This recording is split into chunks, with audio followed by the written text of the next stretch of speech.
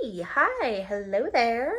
We are in Arizona and I'm sweaty because I just got back from a hike because October in Phoenix is hot. So today we are discussing a question I have seen in my comment section a couple of times. And it's a question that I think is really telling about the person who asks it. And that question is, what is a good starter bird? What is a good starter bird? I have opinions on this one. Let's talk about it. So I bet you know where this was going. If you didn't, have you been watching my content? But I don't believe in starter birds. There's no such thing as a starter bird. Just like there's no such thing as a starter kid. Your first kid is your kid, and you still have to treat them like your kid. They're not practice for your second kid. And that's how I feel about animals as well. There might be a lot of birds that are easier for your situation than other birds, but there are no starter birds that you can use to practice for your next bird, because they're all their own beings with their own personalities, and this is their whole life. You are their whole life.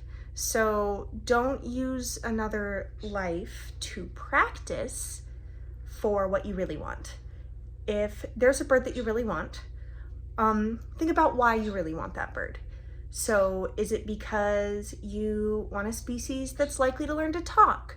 Please don't get a bird because they talk. Or because they're pretty. They're not decorations. Because they might not stay pretty. They might not talk, depending on, how old they are when you get them, whether or not they can already talk. And rescues are their own thing. They're gonna have their own issues. But let's talk about some things that would make a good pet bird. So, what is your lifestyle like? Are you someone who wants a bird that's quieter? There's no quiet birds, but there are quieter birds. There are less screamy, less noisy birds. Are you someone with a really active, exciting household that wouldn't mind a bird that got into that? Are you someone with a big family that needs a bird that's likely to be able to bond with multiple family members? Are you someone who just wants a little perch potato that's going to sit on your shoulder? So what we're going to do is we're going to talk about some different species of parrots and some different situations that they would be good in. But I want to really clarify, and we're going to talk about some of the general starter birds, what makes them easy and what makes them difficult. But to be really clear, there's no such thing as a starter bird. Just like there's no such thing as a starter kid. It's that animal's whole life. So get the animal you want. Okay, so the first constraint we're going to talk about is space. Space is my biggest constraint in my situation because I live in a car. So I have to consider the size, cage, and the amount of attention I'm going to have to give the bird. So let's talk about your lower space taker-uppers.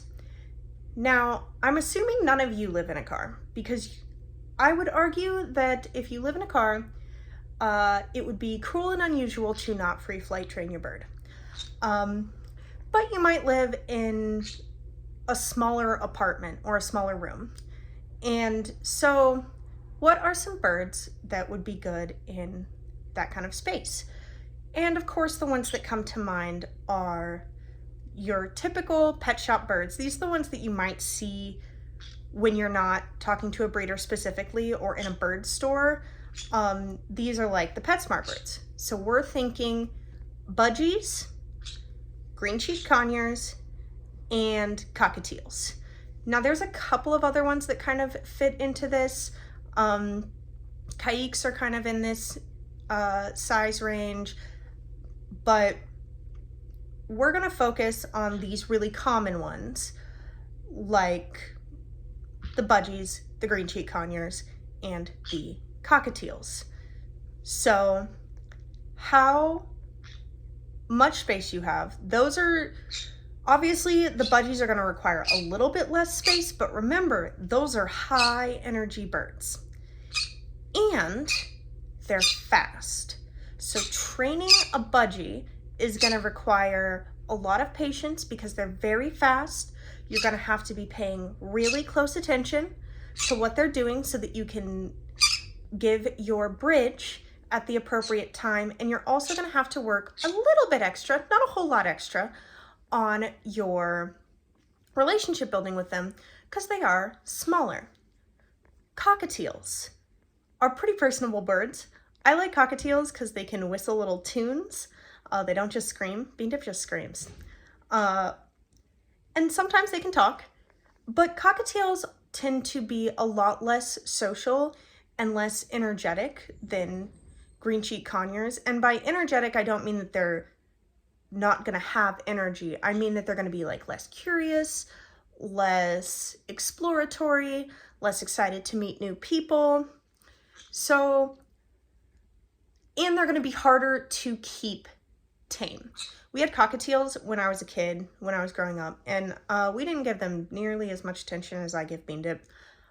And they did not stay particularly tame.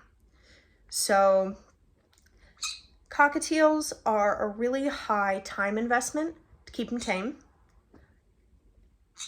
but they have a pretty noise that they make.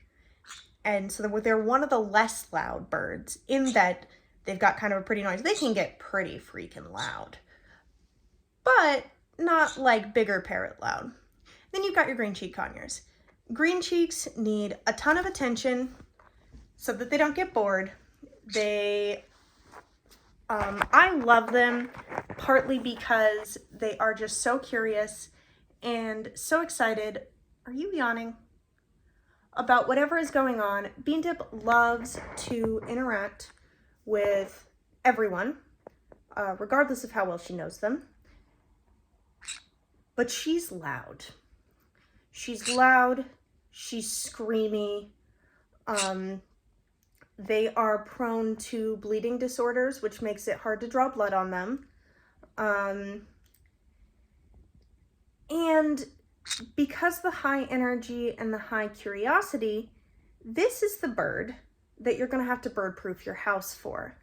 This is the one that's gonna be on top of the fridge breaking into the bread, or, you know, trying to open the spaghetti box in the cabinet.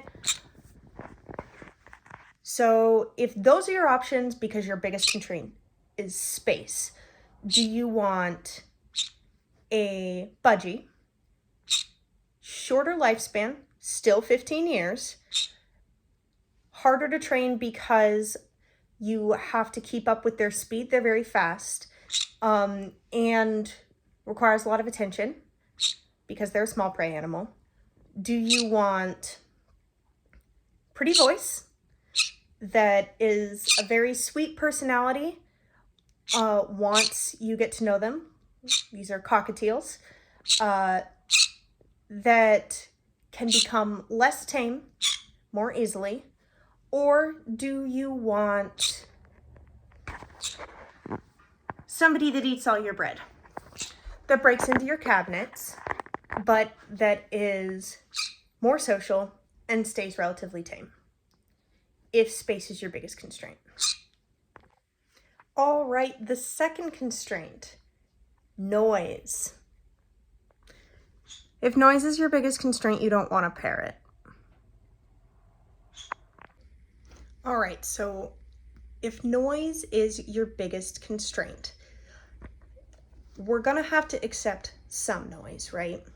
But of course, cockatiels, top of the list. Now, cockatiels can be loud, but they do have kind of that pretty voice and they can kind of sing. Then we've got your budgies, pretty quiet, but when they're seeking attention, especially in groups, they're going to be a little bit louder. Then we're going to talk about one that I forgot to talk about in the space constraint section, but these guys will do pretty well in constrained space, and that is parrots. So think lovebirds. And these can be pretty quiet, but you should have 2 of them. And they are also pretty darn little. So be really careful if you've got small children. Do not interact well with little tiny birds. Senegal parrots. So I really like Senegals. They're a little tiny bit bigger than green cheeks. Super cool birds. And they do really well in a quieter household. However, in my experience, Senegals are territorial. The one that I have met, and full disclosure, I have only met in person one Senegal, did not like when you stuck your hand in his cage to invite him out. In fact, if I asked him to step up inside his cage, he would bite me very hard. And this guy spent all day sharpening his beak so that when he bit, he really bit you. However, this can of course be overcome by just leaving the cage open and letting them come out of their own accord. However, you never know where that territorialness can spread to. So you never know if it's going to turn into, oh, this pillow on your bed or this drawer. Sometimes it's not just the cage. And that brings us to our first big bird or bigger bird that would not fit the size constraint, but would fit a quiet household, and that is an eclectus parrot. Eclectus parrots are really pretty, and they've got sexual dimorphism. The males are green and the females are red. They are super cool looking birds. They can learn to talk, though they don't always, and they tend to be a quieter, calmer bird that likes to watch.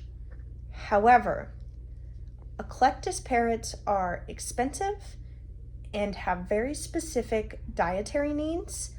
That means that they're a little bit more difficult to raise than the other birds we've talked about. And, like I said, they're a much larger bird. Think 3 or 4 times the weight of bean dip. So we're getting into that parrot size.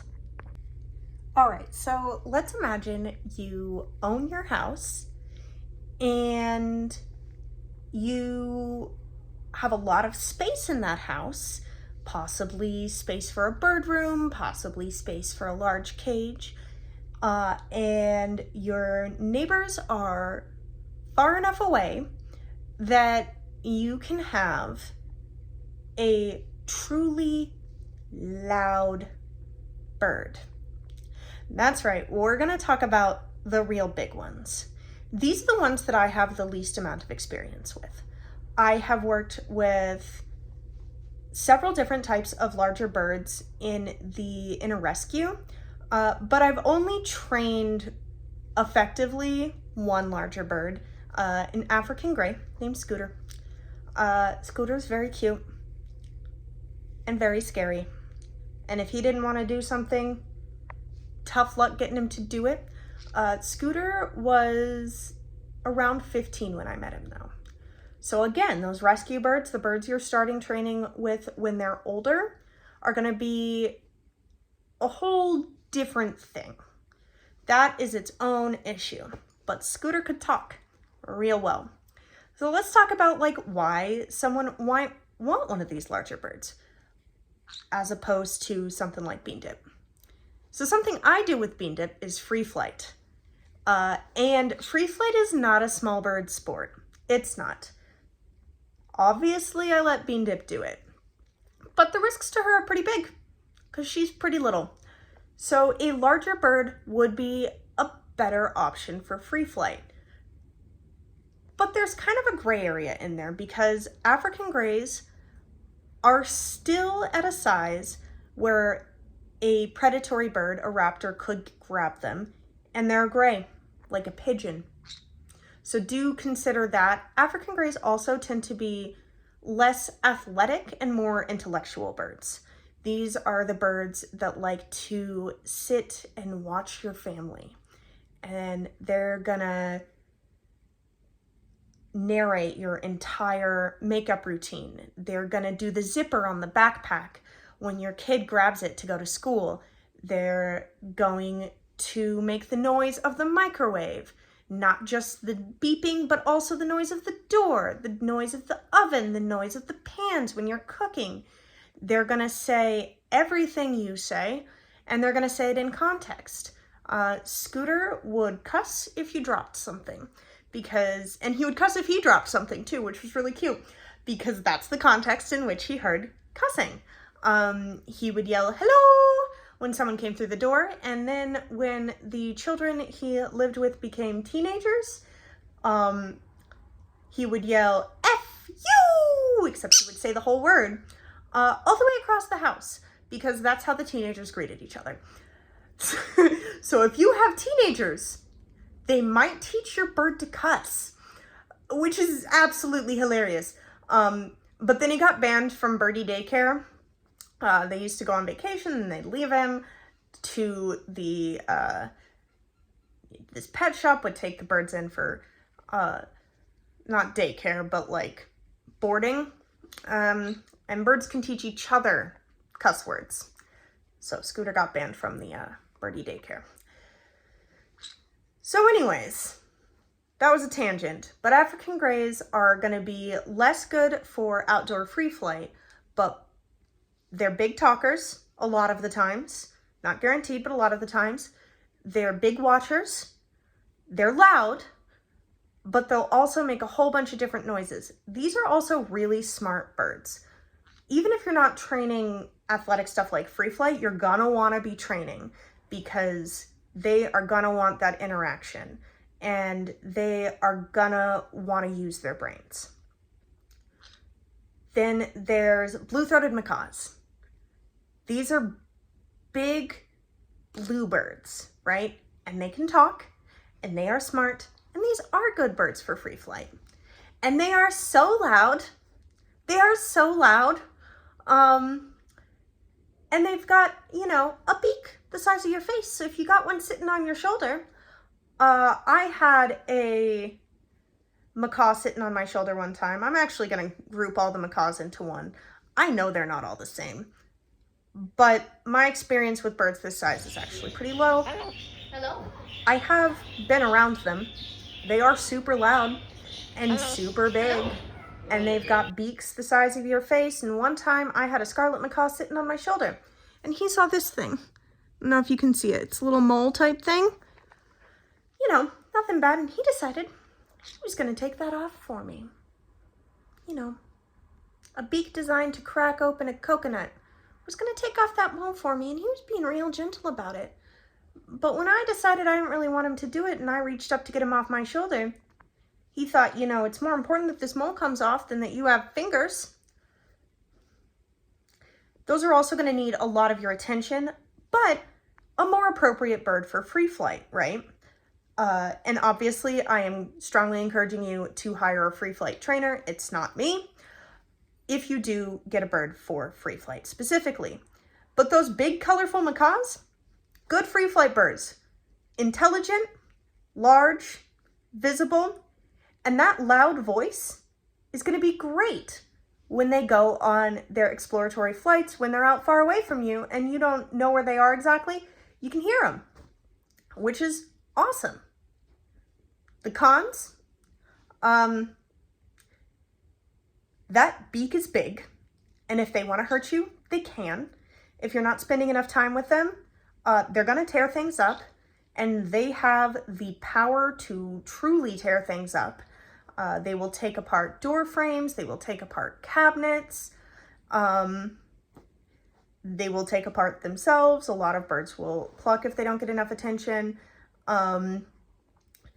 If they develop a grudge against someone in the house, or If they just have an issue with somebody, you're gonna have to deal with that bolt cutter beak. It is also known that some macaw species, like scarlet macaws, which is the one that was playing with the mole, are bitier than other macaw species, so you're going to want to do your research on that. I also want to clarify, this better not be the only video you do to research bird species. You need to do a lot of research and come up with a lot of reasons that you want the bird you want. Because it's not a starter bird. It's a forever bird. They all live enough time that you can kind of think of it as a foreseeable future bird. All right, so quick list of some of my favorite birds. And these are my favorite birds if I had no constraints. Goffin's cockatoo. The Goffin's cockatoos I've interacted with have been sweet little baby children with big personalities. Pros, big personalities, adorable, they can learn to talk. Cons, it's cockatoo. They're emotionally sensitive. They live a long time, 50, 60, 70 years. And they're not as colorful and not as pretty a lot of the time. One of my other favorite birds, if I had no constraints, is an Amazon. I love Amazons. They have some of the coolest voices of any parrot I have ever interacted with. These are able to do the Amazon voice the opera voice a lot of the time. So I'll add a little video in here, but they're super cool. Oh, so pretty. You're such a pretty singer. You sing a little more. So he doesn't grow his crops. Wow. That's why I usually do that with everybody. So usually when I pick up. The biggest problem with Amazons is that they're known to get mean. I've met a couple different Amazons, and some of the ones I've met have been pretty nice, and some have been not so nice. I knew an Amazon that I would take her out of the cage. She would sit on my hand for a minute just till I got enough steps from the cage that I couldn't easily set her back down. And then she would bite me. And she was big, right? She wasn't nearly as big as the macaws, but she had a beak about the size of Bean Dip's head. And she would just chomp down. Her wings were clipped. It was not my bird, or that wouldn't have happened. Her wings were clipped, and she would just chomp down on my finger, right? And I wasn't close to anything to set her down on. And it was almost like she planned. She waited until I was away from everything. And I once saw her bite somebody, and he tried to shake her off, and she just held on to his finger.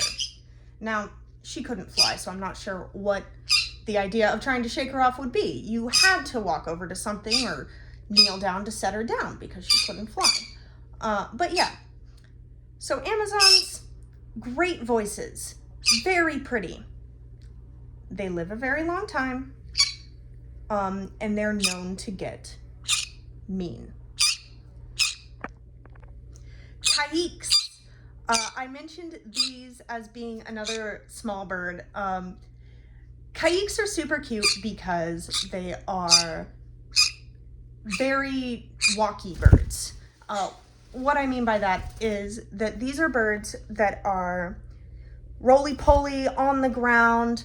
You see them doing the silly little marches and the, wrestling with each other, but they are incredibly high energy.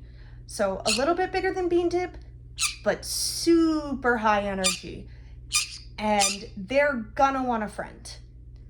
Now, you could probably have them without a friend, but you're gonna be giving them a lot of attention.